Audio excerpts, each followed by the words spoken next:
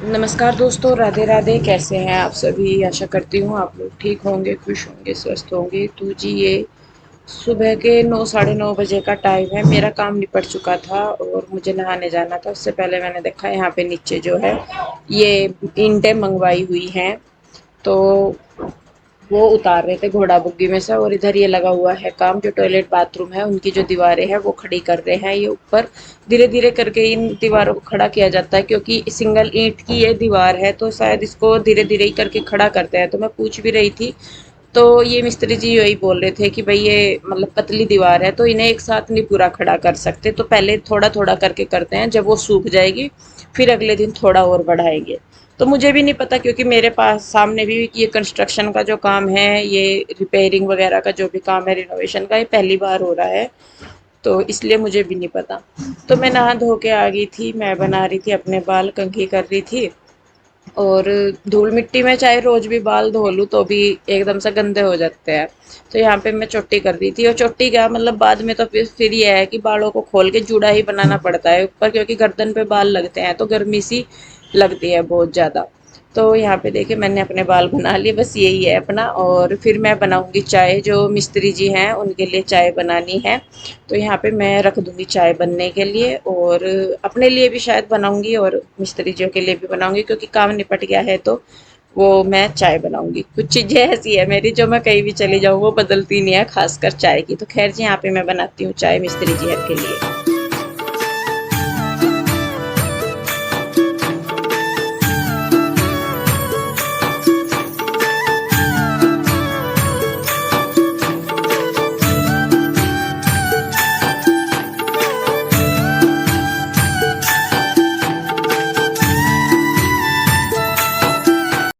तो जी काम वगैरह निपट गया हमारा, और टाइम 10:30 बज रहे हैं मम्मी, 11 बजने लग रहे।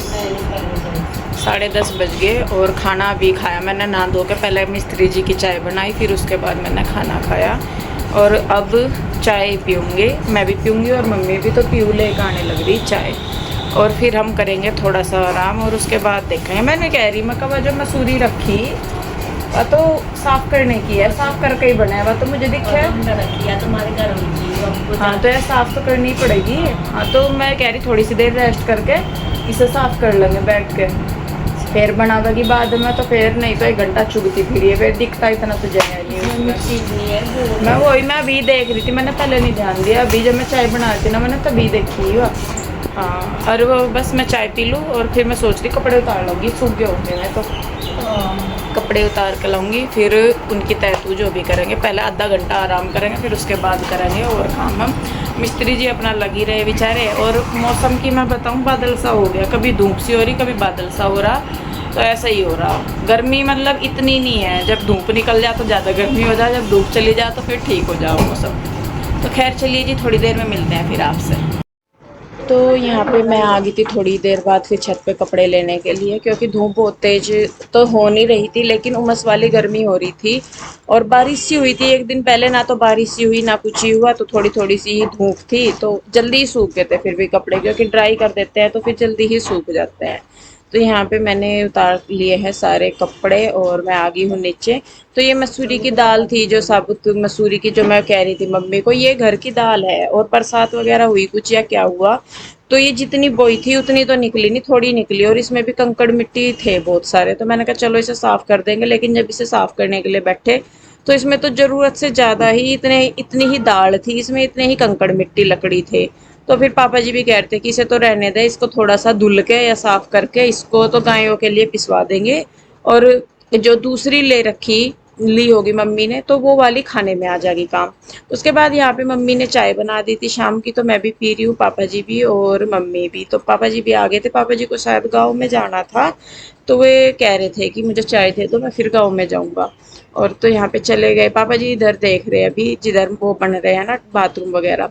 तो यहाँ पे मैं साफ़ ही कर रही हूँ। तो फिर बाद में मैंने कहा चलो ये तो मम्मी बैठी, मगर मम्मी कर लेगी, जो कपड़े उतार के लाई थी मैंने कहा चलो मैं उनको तय वगैरह कर देती हूँ। मम्मी भी कहने लगी कि ला इसे तो बैठे बैठे मैं साफ़ कर दूंगी, जो कपड़े हैं वे प्रेस के कर ले तू अपने, और तय कर ले।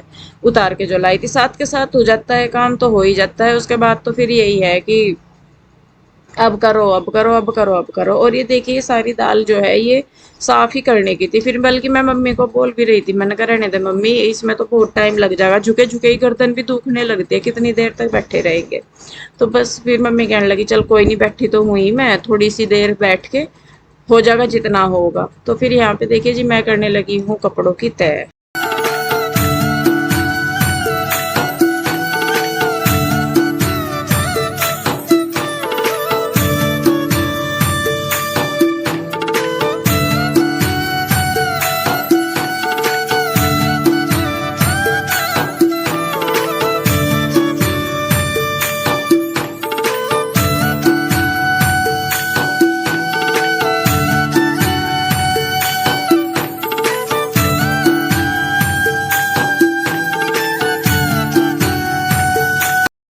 तो कपड़े जो तय करके रखने के थे वो मैंने रख दिए हैं। जो एक दो सूट ऐसे थे कि जिनको रात को पहनते थे, उनको भी मैंने ऐसे ही रख दिया था, बिना प्रेस के ही तय करके रख दिया था।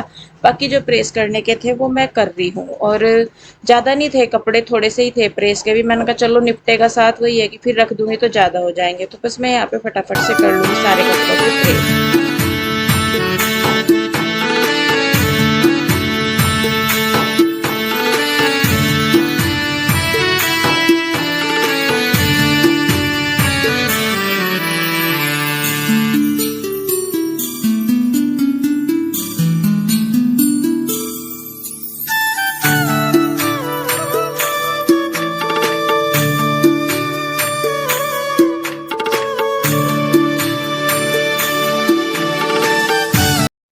तो प्रेस करने के बाद मैं आ गई हूँ यहाँ पे, मुझे लगानी थी फिर झाड़ू शाम की। और यहाँ पे झाड़ू लगाने का ये भी हो रहा था कि जैसे मम्मी जो दाल साफ कर रहे थे ना, तो उसके कंकड़ मिट्टी वो नीचे ही घेर रहे थे। तो मैं कहा, फिर मैं रोक भी रही थी, मैंने कहा रहने दो, इसमें इतनी है तो फिर कुछ तो धूल मिट्टी उधर से, मैंने कहा तेरी हो रही और इसकी भी कमी रहेगी।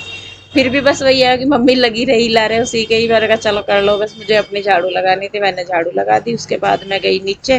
पापा जी गांव से आ गए थे, एक डेढ़ घंटे बाद की बात है जब पापा जी गांव से आ गए थे। उसके बाद मैंने झाड़ू वगैरह लगा के, उसके बाद फिर मैंने एडिटिंग वगैरह भी की थोड़ी सी। तो यहाँ पे पापा जी आके पहले गायों को पानी पिला रहे, क्योंकि दूध निकालने से पहले उन्हें पानी पिलाते हैं, फिर उसके बाद दूध निकालते हैं। 6 बजे के करीब हम लोग दूध निकालते हैं, तो वही अपना रूटीन बन जाता है गायों का भी, सारों का। और अगर जैसा हमने 6 बजे का रूटीन बना रखा ना, पशुओं का भी ऐसा है कि अगर उसी टाइम आप चले गए तो ठीक है, अगर ऊपर नीचे हो जाता है ना तो गाय बोलना शुरू कर देती है। तो उनको भी पता होता है कि भाई टाइम हो गया। और ये छोटा सा बछड़ा ना इतना क्यूट है, ये हिरन के जैसा लगता है, इसकी आंखें ना बड़ी बड़ी है हिरनी से। और ये कूदता इतना है, इसके पास चले जाओ जरा सा और ये एकदम से कूदना शुरू करता है, देखे कैसे कूद रहा। और अगर इसको खुला छोड़ देना, ये बहुत ऊंची ऊंची छलांग लगाता है।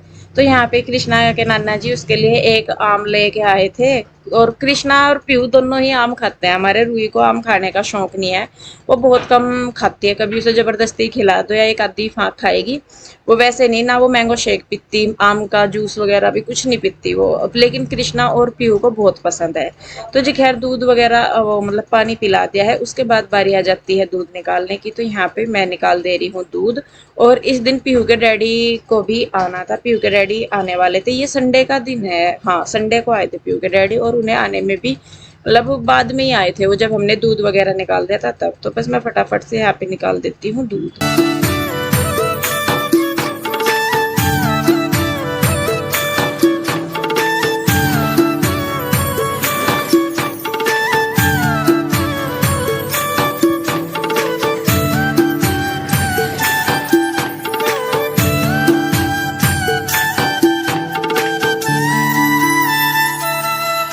तो देखिए, इधर ये खड़े हैं पीयू के डैडी और एक भैया और हैं, आपने इनको पिंजौर में भी देखा होगा हमारे घर पे। तो ये सेम गांव के ही हैं, पीयू के डैडी के गांव के ही हैं ये, मतलब ससुराल वाली साइड के ही हैं। तो ये दोनों आए थे गाड़ी में और ये आम निकाल रहे हैं जो हमने लगाए थे, पाल में रखे थे। तो पता नहीं गर्मी की वजह से कुछ आम खराब हो गए थे, और ये आम भेजने थे लूसाना गाँव में, भेजने थे हमें वहाँ पे। और कुछ कच्चे आम लाए थे पापा जी, जो उधर पीछे कट्टा रखा ना वो कच्चे आम का था, वो अचार के आम है। और ये पके हुए आम थे, पकाए तो ये यहाँ के लिए थे, तब तक पीयू के डैडी का पता नहीं था हमें कि वो आएंगे यहाँ पे। ये था उनका पहले कि वो सीधे गाँव में जाएंगे, क्योंकि वहाँ पे परिवार में कि कोई एक्सपायर हो गए थे, ताऊ जी चाचा जी, और कोई हमारे तो उनकी 13वीं थी, तो पहले यही था कि वो सीधे गाँव में जाएँगे। तो पापा जी को तो ये था कि चलो जब वो आएँगे वापस तब दोबारा से पाल लगा के दे देंगे, मतलब ये मसाला लगाना इनको पाल लगाना बोलते हैं। पर वो जब इधर ही आ गए तो फिर यही हुआ कि चलो कोई नहीं, यहाँ पे तो फिर आ जाएँगे, ये हम गाँव में भिजवा देते हैं। तो कच्चे आम और पक्के आम दोनों फिर गाँव में भिजवाए थे।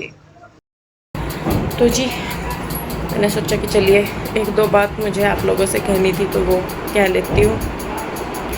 बस यही है कि आप सभी जानते हैं कि नेगेटिव कमेंट्स कितने आ रहे हैं मेरे लिए, मेरे चैनल पे क्या, भाभी वाले पे क्या, गांव में सुमन वाले पे क्या। और कमेंट्स पढ़ के मुझे ऐसा लग रहा है कि जैसे अब तक जो कुछ भी घटित हो चुका है सबके जीवन में, शायद उसका कारण मैं ही हूँ कि किसी ने घर छोड़ा या कोई घर पे नहीं आ रहा या मैंने कब्जा कर लिया या घर तुड़वा दिया या ये कर दिया या वो कर दिया। बहुत सारी चीज़ें आ रही है मम्मी पापा जी को लेके भी, वैसे भी। तो शायद कहीं ना कहीं हर चीज़ का कारण मैं हूँ, मेरी वजह से शायद चीज़ें हो रही हैं जीवन में लोगों के, मेरी वजह से। तो बस अब मैंने यही थोड़ा सा एक छोटा सा डिसीजन लिया अपने लिए, क्योंकि मैं आप बता नहीं सकती कि मैं पिछले एक हफ्ते से मैं कितनी मेंटली डिस्टर्ब हूँ। ये है कि भाई अपने आप को कंट्रोल करना आ गया है मुझे, कि मुझे अपने जो इमोशंस हैं वो किसके सामने दिखाने हैं किसके नहीं, या कैसे क्या करना है।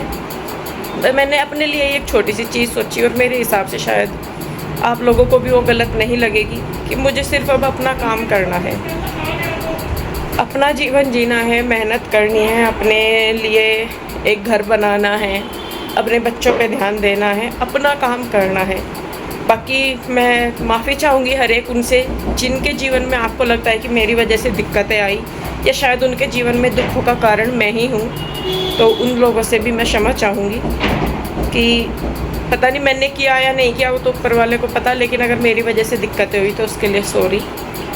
और अब से किसी भी चीज़ में मुझे कुछ नहीं बोलना, भले ही आपके भी कमेंट्स आ रहे हैं या कुछ भी, उन लोगों को मैं ज़रूर धन्यवाद करना चाहूँगी कि कितना ही मुश्किल टाइम हुआ, लेकिन उन लोगों के कमेंट्स, उन लोगों का सपोर्ट ऐसा था कि जिन्होंने मुझे हिम्मत बनाए रखी।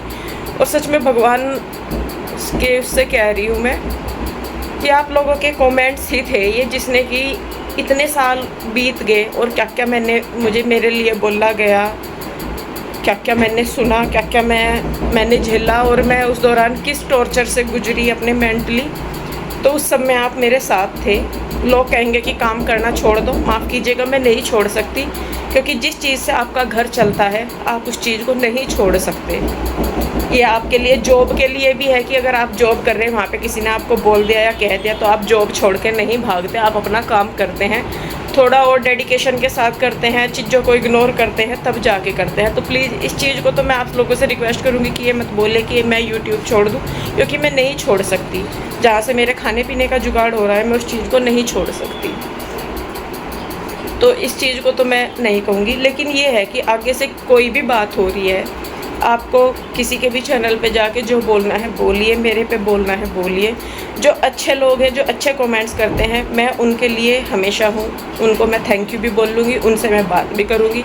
बाकी किसी को जो कुछ भी गलत बोलना है, क्योंकि मेरे बारे में शायद इतना मैं नहीं जानती जितना आप लोग जानते होंगे, मैं उन्हें कोई जवाब नहीं दूँगी, ना मैं उन पर अब ध्यान दूँगी और ना मैं अपनी तरफ से कोई सफाई भी दूँगी किसी चीज़ के लिए। आपको मेरे बारे में कुछ पता लग रहा, ठीक है, आप मेरे बारे में जानते हैं या नहीं जानते हैं, या आपको मेरे ऊपर कोई इल्ज़ाम लगाना है, कुछ ब्लेम करना है, तो करिए, 2-4 चीज़ें और ऐड करिए। आप जो कर सकते हैं, जो मेरे लिए बोल सकते हैं, सोच सकते हैं, आप करिए। मैं किसी को नहीं अब कहूँगी कि ना बोलो ना करो, क्योंकि हम सिर्फ अपने आप को कंट्रोल कर सकते हैं, दूसरों की सोच को नहीं। तो मैंने बस यही सोचा कि मुझे बस अपना काम करना है, जो अपने डेली व्लॉग में करती हूँ, ना मुझे किसी के बारे में बात करनी, ना किसी का जिक्र करना, सिर्फ मुझे अपना काम करना है, अपने बारे में बात करनी है, अपने बच्चों के बारे में बात करनी है, अपने घर के बारे में बात करनी है, या जहाँ मैं काम कर रही हूँ सिर्फ उस काम के बारे में। बाकी किसी और चीज़ के बारे में मैं ना कुछ बोलूँगी, ना मैं किसी को जवाब दूँगी इस चीज़ के लिए। और आशा करती हूँ कि शायद आप लोग इस चीज़ को समझ गए होंगे, क्योंकि जो मेरी इस टाइम मेंटली जो कंडीशन है वो इतनी बेकार हो चुकी है, इतनी बेकार हो चुकी है कि मैं चाह के भी चीज़ों पे फोकस नहीं कर पा रही।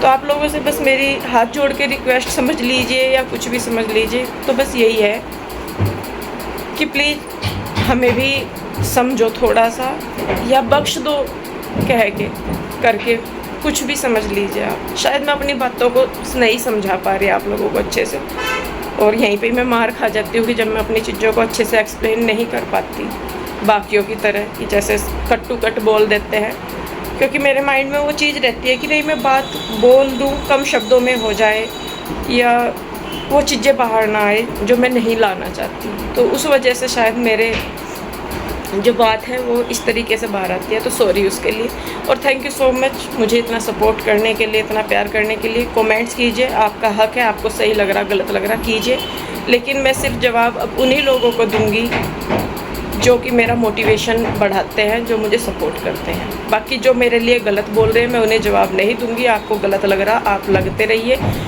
आपको जो बोलना है, आपको जो कहना है आप कहते रहिए, लेकिन मैं आपको लोगों को अब किसी भी कमेंट का जवाब नहीं दूंगी। तो जी बस मुझे अब अपना जीवन जीना है अच्छी तरह, अपने बच्चों पे ध्यान देना है और अपना काम करना है। तो जी बस वीडियो रोकती हूँ यहीं पे ही। कैसी लगी बताइएगा ज़रूर। मिलूँगी जल्दी एक और नई वीडियो के साथ, तब तक के लिए राधे राधे, बाय बाय।